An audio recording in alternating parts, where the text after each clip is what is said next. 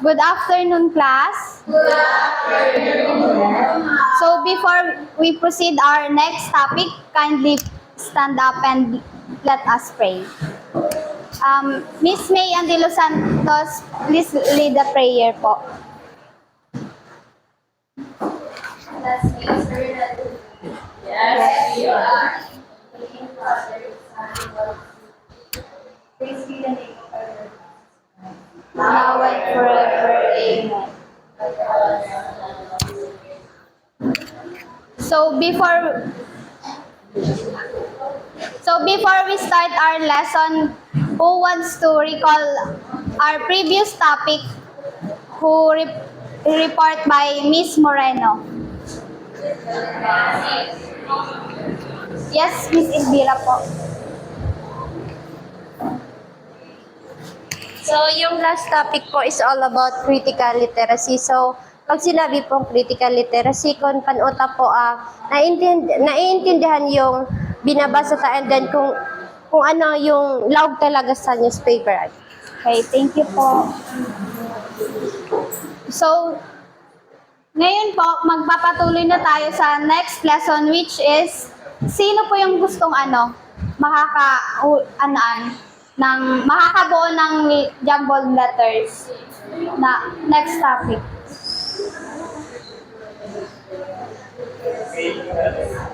Sige, Kuya Jack po. Kuya Jack.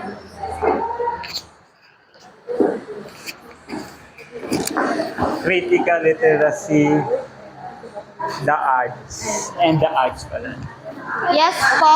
Ang next topic natin po ay critical literacy and the arts. Sorry po sa letter. So, before we proceed,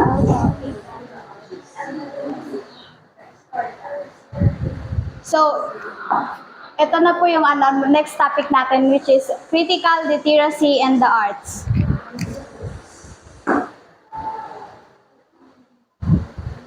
So, objectives. At the end of this lesson, the student should be able to A. Define what is critical literacy and the arts. B. Differentiate the critical literacy and the arts. And C. Apply principles of critical literacy in designing lessons and classroom activities. So, bago po kita magpuan sa sa topic ko, may kaputan lang po din. Duwang student po ang aapudon ko para magsimbag kang hapot nandiyan. So, Mr. Angelo, ang first question po sa imo, and Kim Melody Abugaw po, second question.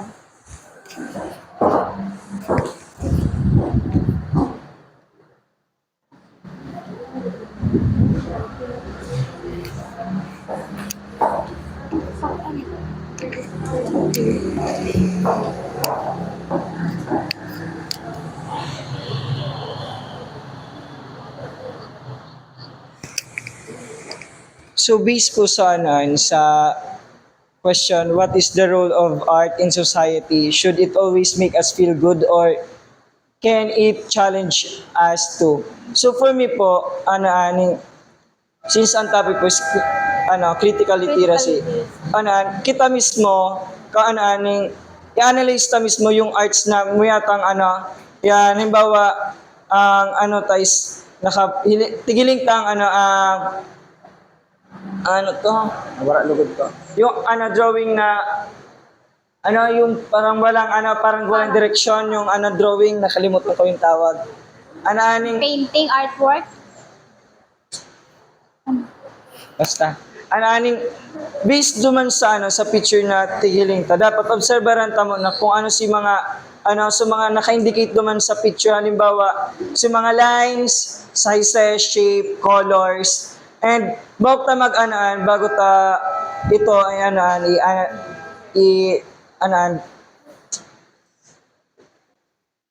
kaya punta mo na maging critical sa pag-judge or pag kang painting or drawing kasi as student, iba-iba man ang perspectives ta sa sa drawing, and lalo na kung di mo man betso or gusto yung yung type of drawing or yung niya yung ginamit genre kan drawing is pwede ta pwedeng sa imo magayon siya, pwedeng sa iba pangit, pwedeng sa iba aning okay sakto lang, and pwedeng halimbawa sa kuya, tadi man ako to mag-drawing, pwedeng matcha-challenge ako kung paano ko siya gigibuhon, and sa iba kung kung ikukumpara, pwedeng sa inda madali, and magkaiba-iba pa din yan sa kung ang kakayahan ta bilang sarong individual. Okay, thank you po, Mr. Angelo. Very good.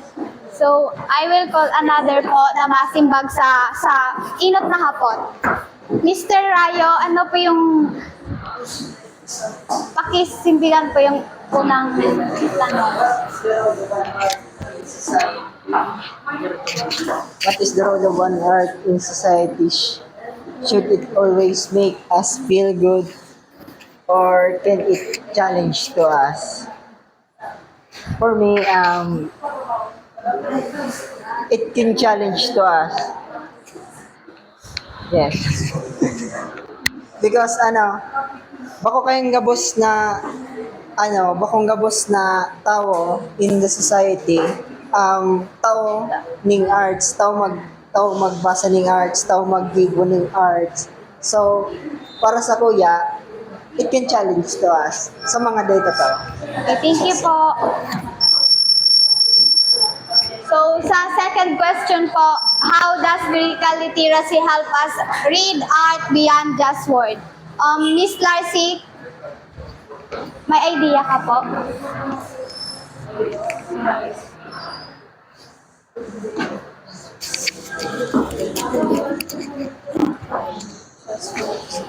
So, for example na lang yung abstract, di ba? Bako kaya agabos kita nakakaintindihan sa rong art. When we say abstract, yung parang parang kung ano lang yung nakalag duman naguhit, ano kaya. So, you will be using your critical literacy. When we say critical, you're going to analyze the meaning or the content of the arts, and also dahil lang ito ma-define kang words, like you know what I'm saying, that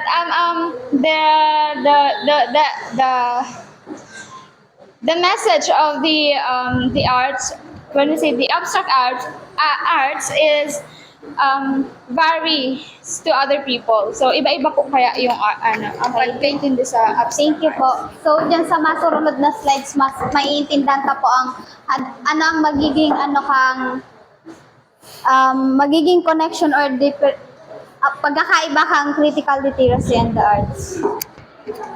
So, iyan po yung critical literacy. Is the ability to read, write, and communicate in ways that go beyond simply understanding the literal meaning of a text. So, dyan nga po yung critical literacy na tig-topic ni Miss Moreno na iyo nga po ito na ang critical literacy, bako lang siyang puro kita basa ning basa. Dapat tatao kita mag-analyze kan sa itong tigbabasa. And dapat na para mas maintindihan ta itong meaning kang binabasa ta. So, para mas maintindihan ta so literal na meaning kang sarong text, dapat po ang inot na tayong analyzing text to uncover hidden messages, assumption, and values. So, i-analyze ta nga ni po sa text para mas maintindihan ta po kung ano yung gustong meaning or kang sarong message or text na binasa ta. So, questioning power and perspectives, asking who created the message, whose voices are included or excluded, and why.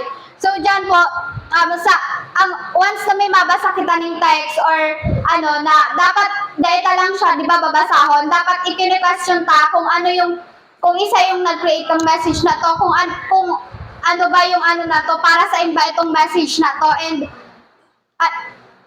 And hadaw itong message na to, ano abang anong gustong sabihon ka to sa to or ano ang meaning ka ito. So, encouraging active thinking, not just passive consumption of information.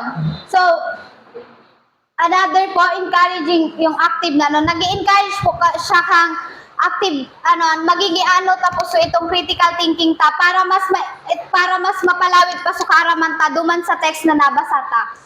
So, connecting text to real life issues, helping learners understand the social, political, and cultural context behind what they read or see. So, duman sa nahihiling ta or nababasa ta, nakukonekta itong mga text na to duman sa real life issue or real life scenario ta na mas maiintindahan ta itong nababasa ta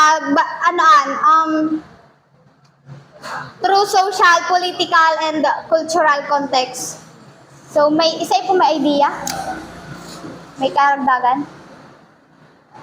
Naintindihan man po?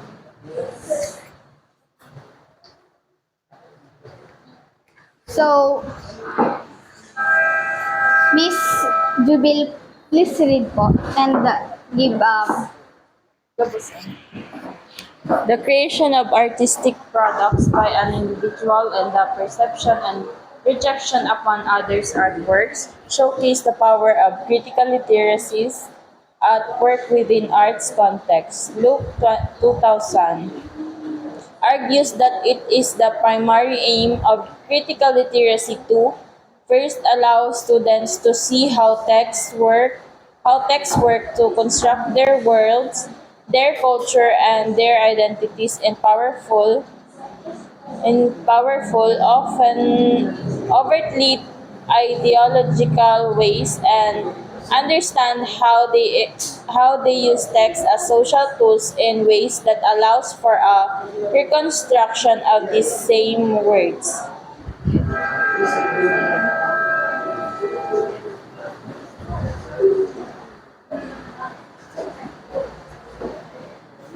Construct their worlds, their culture.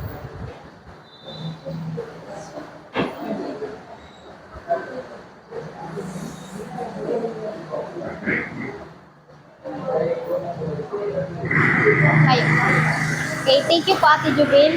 So, yan po sa based on Luke 2000, makakatabang po yung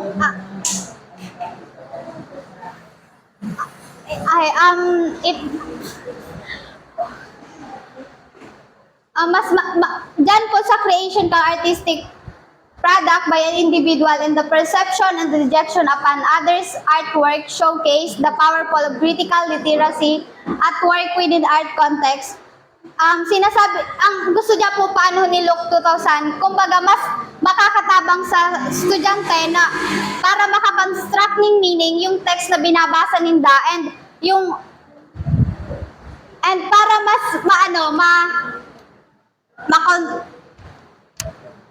ma-construct yung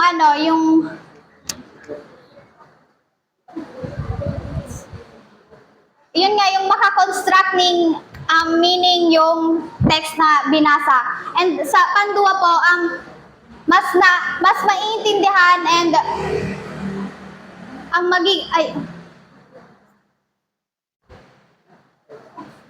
so makakatabang na mas magamit itong text na to para sa social purposes and transformation kang sarong text. Naintindihan po? So, let's proceed po the arts. Miss Regine, please read po. The arts. This includes visual arts, drama, music, dance, and other creative forms used to explore ideas, express emotions, and represent experiences. In education, the arts provide powerful ways to engage learners, especially through imagination and multiple form of expressions. So, ang art, ay pala, Sige na. So ang arts na po dahil lang siya nag-iikot sa pagpe-painting. So dakol ibig sabihin ng arts sa pagbayle, pagkanta, sa drama, kung ano pa mga ginigibo mo, it's iyan po gabos is arts. So, depende rin sa tao sa pagiging creative ninda and kung paano ninda i-express ang emotions ninda sa ginigibo ninda. Halimbawa, kung passion din ninda, so mas magiging maugmas ninda kung anong mga nag-express ninda. Halimbawa sa drama, kung ano man mga skills na gusto ninda dyan sa arts. Diyan ninda napapahiling. Kasi sa education, ang sabi dyan sa education, it's provide powerful ways to engage learners. So mga digdi baga sa tuya, sa kitang mga learners, may path fit kita, may PE kita. So dyan naluluwasan sa tuyang may arts din kita, ang naluluwasan sa tuyang creativeness and ang skills ta. Thank you, Miss Regine. Ano nga ni po sa sinabi ni Regine, Miss April?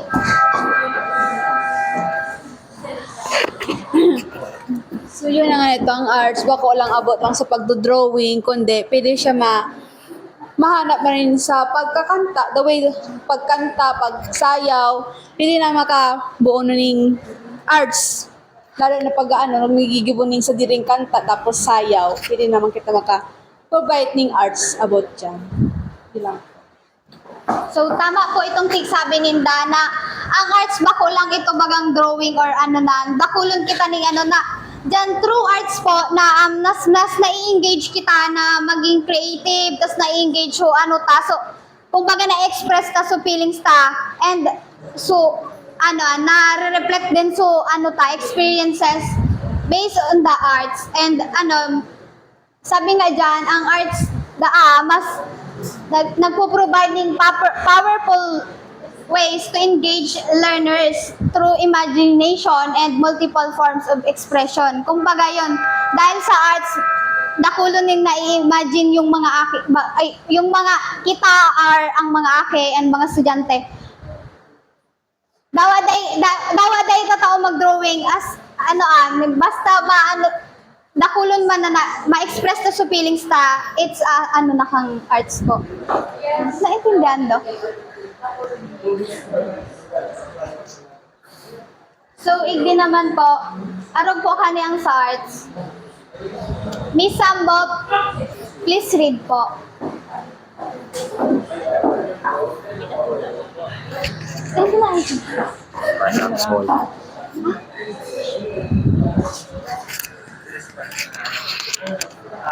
The aim.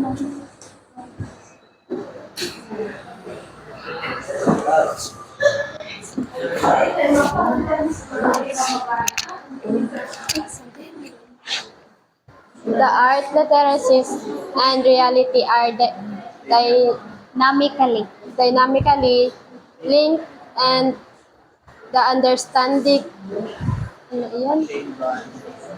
attained by critically reading static text involves perceiving the relationship between the art, its creator, and its context. Both the practice and understanding of arts form and being critically literate are interconnected, and that critically literacy makes possible a more adequate reading of the world on the basis of which people can enter into rewriting the world into a formation and which their interests, identities, and legitimate inspiration are more fully present more equally. Langsher and McLaren 1993 cite and Morgan 2004. Please. Thank you po.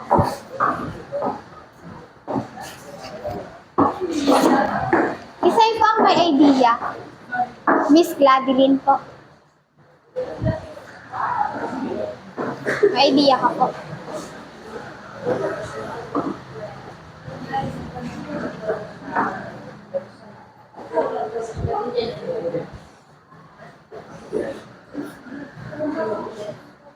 Maya. So, dyan po, mas, ang connection po kang arts and literacy in the reality po, mas naiintindihan through arts ang sarong context and mas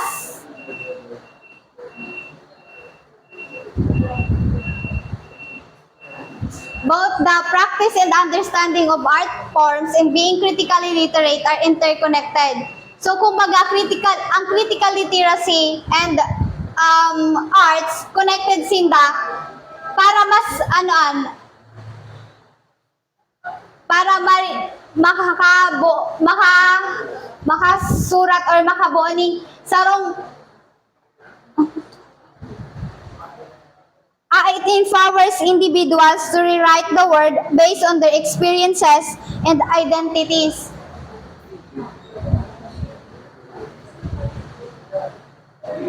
Kumbaga, ang arts po, nakakatabang talaga siya na para mas maintindihan ka base sa pagbasa.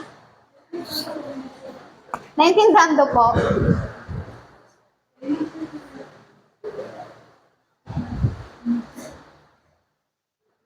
So may pa po free body and look propose a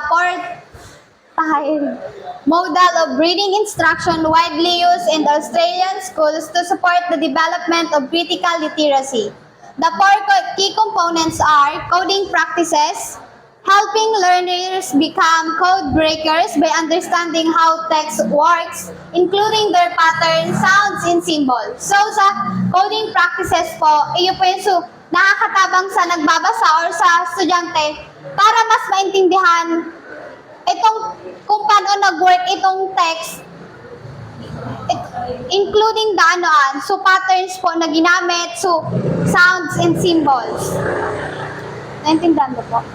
So sa text meaning practices, encouraging learners to be participants, making sense of how ideas connect, using cultural knowledge to interpret and construct meanings from text. So sa text meaning practices, dyan po sa kung paano mo po dapat tatao po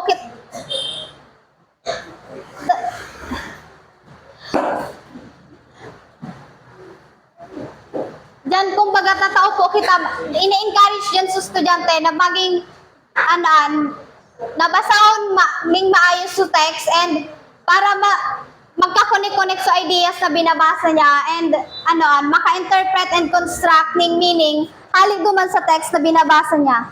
So, pragmatic practices, developing learners as text users by understanding how texts are used in real-life situation, what action they prompt, and what choices or alternatives are available. So, dyan naman po, dinidevelop yung learners na iyo yung maging text users para mas maintindihan nga na and magamit yun na in real life situation or real life scenarios po. Sa critical practices, pagal ko na magbasa. Miss Joy, please read po. Yes po. Ay, critical. Last. Critical practices, guiding learners to become text analysts and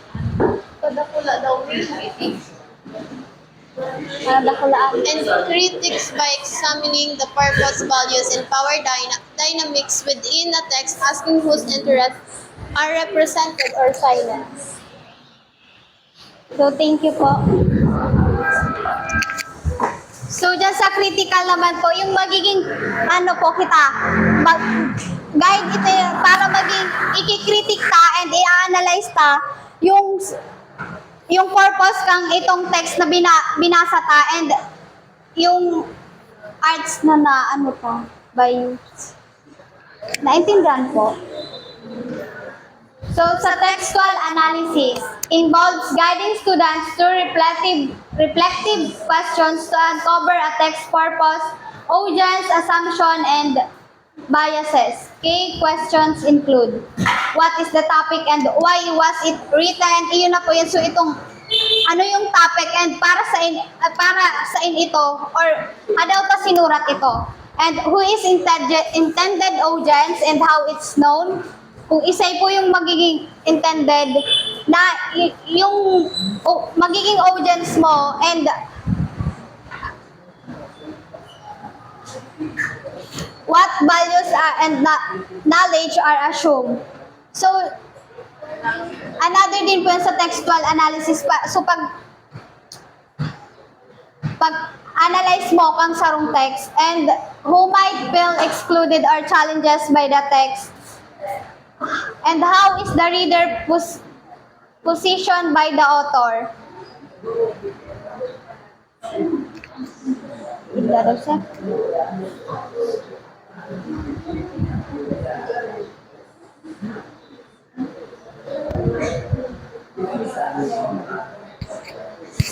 So another tool for analysis is the Carl checklist. Credibility, accuracy, reasonableness, and support, which helps evaluate the quality and reliability of text, especially online sources. So, what is the Carl checklist gani po?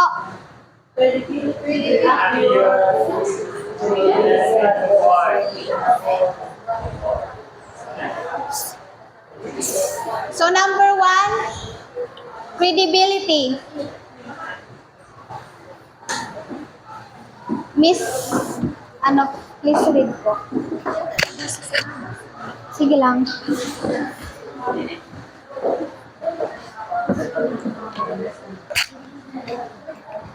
Credibility, check the author's qualifications, backgrounds,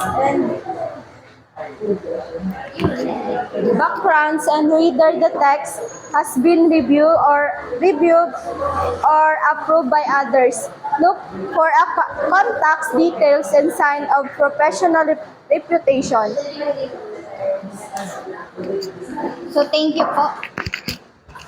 Sa credibility naman po, kumbaga, check your author's qualification kung sino po yung nag-credit ng text na yon, and dapat po i-ano mo yung background and look for contact details and signs for professional reputation. Kumbaga nga ni para about po sa research, kapag naghahanap ng RRL, dapat po may kita ning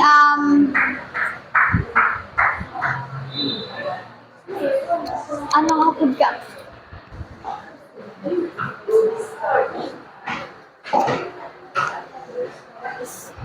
Naintindihan? Number 2 po, accuracy. Ensure that the information is current, specific, factual, and comprehensive. Be cautious of outdated or content. And always cross-check with multiple sources. So, sa accuracy po, dapat information na itong yan duman sa text is dapat current. Tapos specific po, and dapat dapat perming cross-check with multiple sources para yung na to accurate ba yung itong resources na to. So, number 3, reasonableness. Assess if the text is fair, balanced, and objective. A good text presents arguments calmly and consider opposing views with bias. So, sa reasonable naman po, dapat yung text po is kumbaga objective para fair and dapat po nag-assess yung if the text is fair, balanced, and objective. Kumbaga sa reasonableness dapat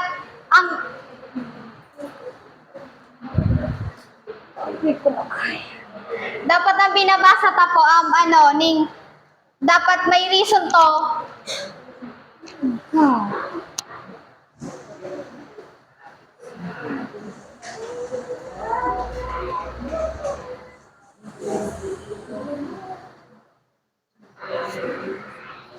Nuggets. Pili ko sa So number 4 po, support. Strong text provide evidence, references, and support from the resources. Triangulating information, confirming it with at least 3 texts helps validate claims.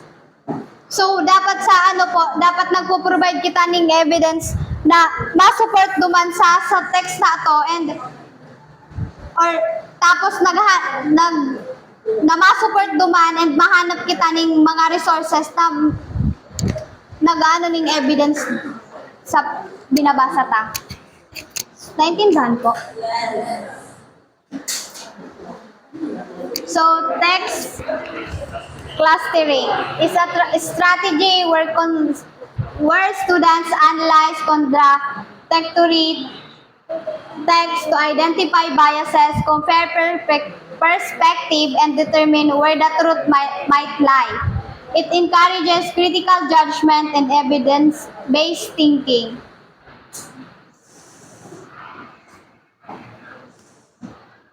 Kuya Jeff, may ano?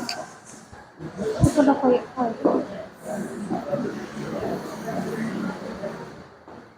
Tikit lang pong explanation. Kaya ko na kayang aral. Dyan sa text clustering is a strategy where students analyze and contradictory texts, identify biases, compare and perspective, determining where the truth might lie, encourage critical judgment and evidence based on thinking. Dyan sa text clustering, i-ano mo sa mga ideas ko, i-analyze mo siya kung makakatabang ba siya or mag-identify siya ng biases kasi kaipuhan sa yun na itong duman kasi bago baga sa apat na itong nakaipuhan, may ka itong biases kasi dapat yung text na yun is dahil siya kontra duman sa ibang may ibang sources, pwede siya magkontra pero kaipuhan i-consider so yung opinion ka itong other na resources, then diyan is mahanap pa ng mga na ma-encourage sa mga akin na maging critical sa din mahanap siya ng mga evidence-based thinking. Kumbaga, mahanap pa ng mga evidence pa na mas ma-support duman sa claims na ito. Thank you. Thank you po. Tama tong sinabi po ni Kuya Jeff.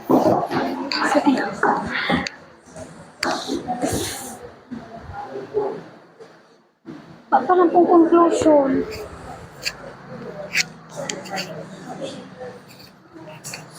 So, may hapot lang po.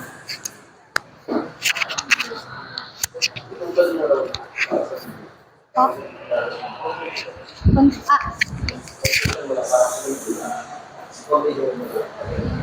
So, conclusion po, yun na nga ni pong paulit-ulit sinasabi, yung critical literacy, dapat na ikalang basa ning basa, dapat ina-analyze and iniintindi mo kung ano yung binabasa mong text. And yung arts, makakatabang din po yun na, dahil may iba. So, through arts naman po, baho lang naman po ning drawing or arts ang yun, dakol-dakol po ning pwedeng pag-anuhan kang arts na maiaano mo yung ma-encourage mo na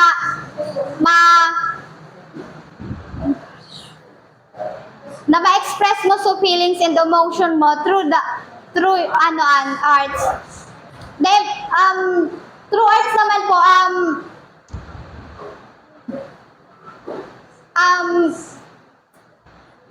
makakatabang din naman po yun na pag nakakahiling po kita ning arts, dakol man kitang dumaning meaning ka to, bako lang po ning simpleng drawing yun. Kahit gani po para sa to pangit yung drawing na to, para sa iba, dakulaon na po itong or may meaning po itong arts na itong pinahiling ninda. So, thank you.